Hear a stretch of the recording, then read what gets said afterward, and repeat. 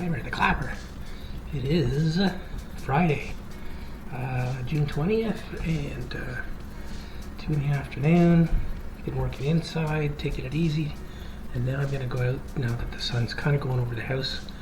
I think I'm gonna go out and, there's the finger, try to level the two front stones a little bit, and just gonna make some adjustments. I might try to do a bit more.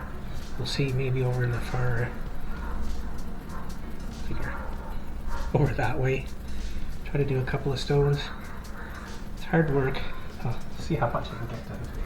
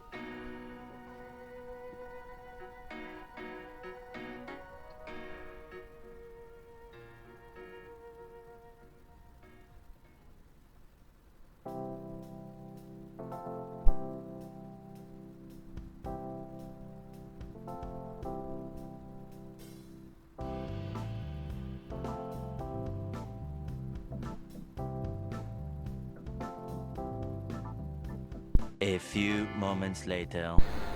Saturday, the 21st of June, my mom's birthday.